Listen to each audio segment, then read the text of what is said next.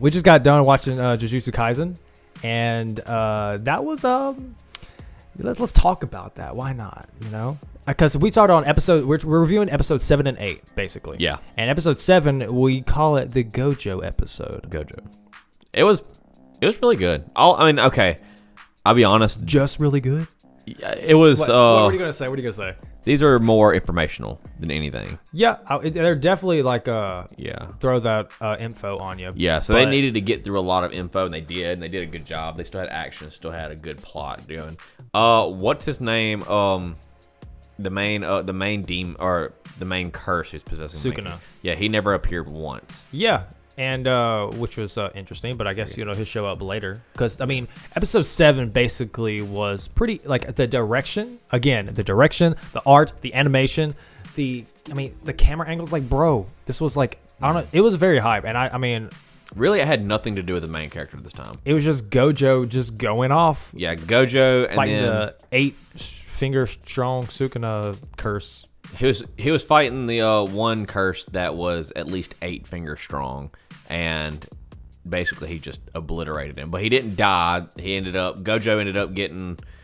I don't know. Gojo kind of seems like he let it happen of letting the demon get away because letting the other curse jump in and grab him and run off. But Gojo just kind of played with that one the whole time. He legit could have ended any moment. Dude, just think like how strong he was.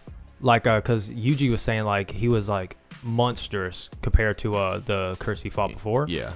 And the special grade, and then Gojo's over here just like, oh yeah, you're weak, you know. Called him out to his face, and then main character, I forget his name.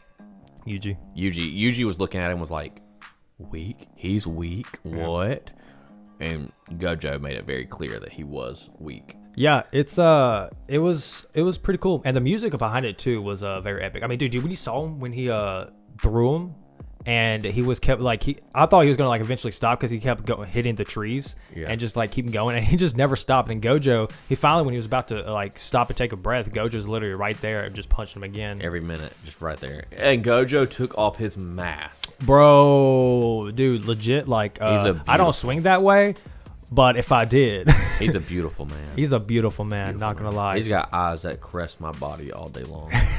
Like legit, man. If I was simping, I'd simp really hard for that guy. Really hard. But yeah, dude. Domain expansion, Infinite Void. That was epic. He beat the other domain that the 8-finger curse put off, and it's kind of like Euphoria or like because he said he could feel everything. And see everything. Yeah. But then he also couldn't feel everything and couldn't see anything. Well, that's what he was thinking at first. Yeah. But then he's like, wait, no, I can't. I don't know. I can't remember what he explained, but they said basically with the domain expansions, they're like, the only way to beat it is you have a stronger domain expansion, or if you like escape, but they say that's like... That's almost impossible. Yeah. Yeah. So, obviously, Gojo, he's just chilling, and, he's just like, yeah, here's a strong one. But everybody always wondered, because people just like, is this like another Kakashi? Never take off his mask? Yeah. But literally, 7 episodes in, he's just like... Yeah, took that mask off, and I was like... Yeah. I know. You're like... I ain't gay, he stops, and he just turns to me, he's like, it's a beautiful man.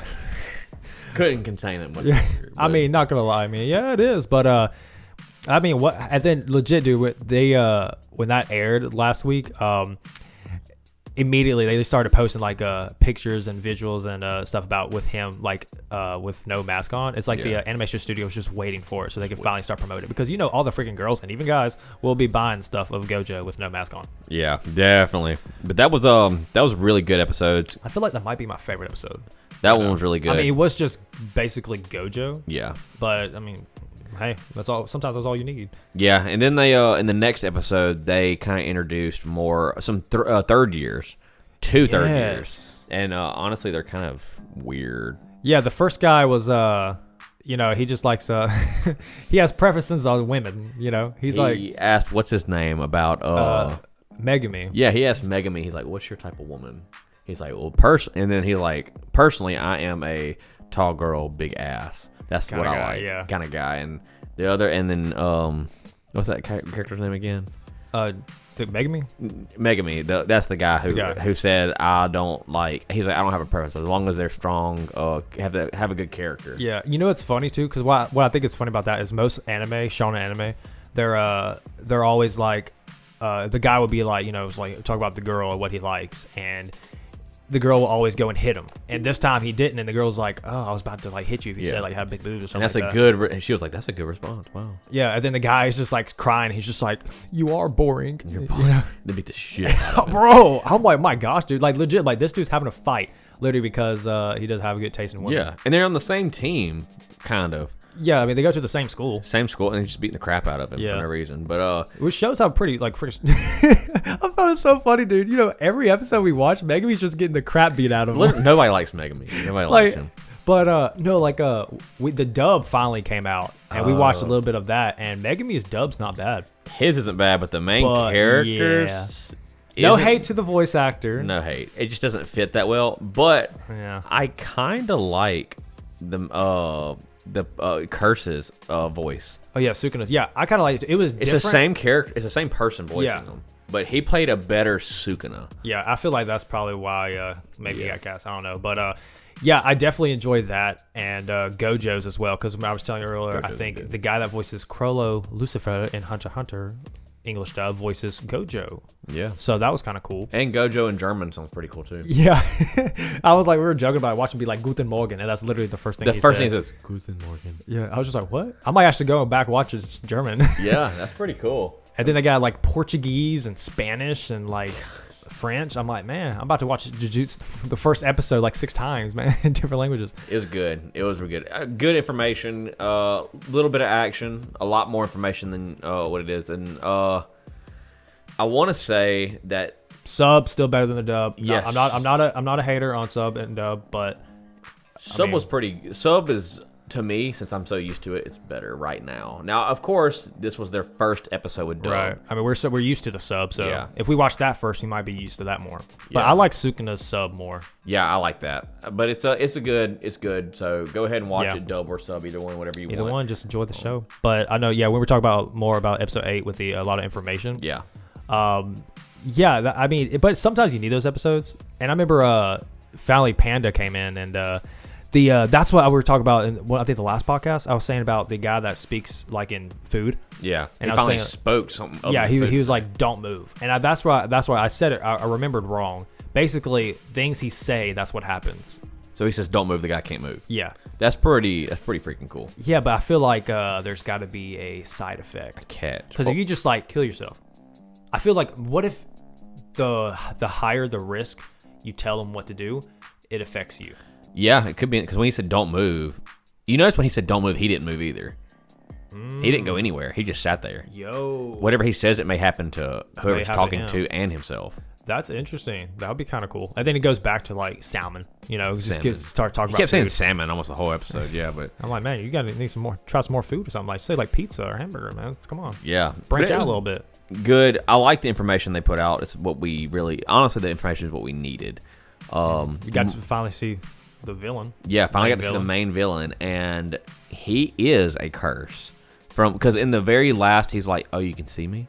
Oh yeah. Because someone, I can't remember who it was that saw him, and they were like, "Did you kill those people in the theater?" "Oh, you can see me." Yeah, I had like freaking 3 curses in the theater, just like dead. I'm like, I mean, man, that movie was so bad, just literally. Oh, it was not curses; those were people. He disfigured those people. Yeah, but then I'm kind of thinking though, like that kid, what I was telling you earlier, because I'm thinking that kid is Okotsu. If I'm pronouncing his name right, but he was. I'm thinking he's the guy in the opening. Yeah. That he's the second year that's not there at the moment. Yeah.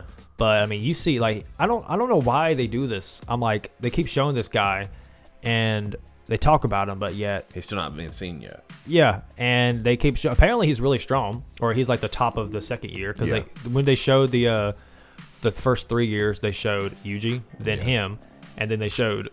I forget the name, but the third year, the buff guy, they showed him. But I totally forgot there's 4 years.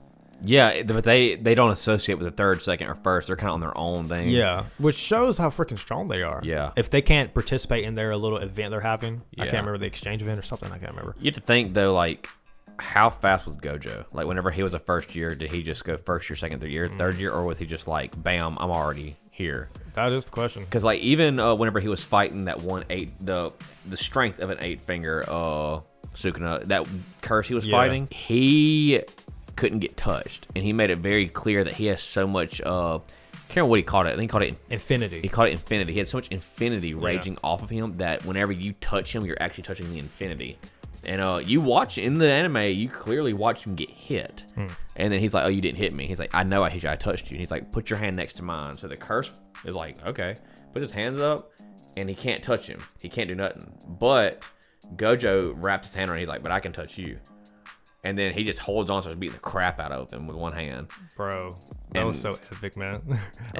I can't really have like I need to expand my vocabulary because honestly, every time I watch JoJo, it's literally like maybe 10 words max. It's just like, the art, the animation, it was epic.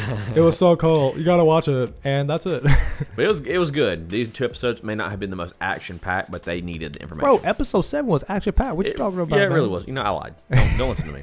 Go watch it for yourself, and you tell me how wrong I am. Ooh, yeah. I mean, if you're watching this now, you're being spoiled as crap. Yeah, so I assume you're watching this after you watch the show.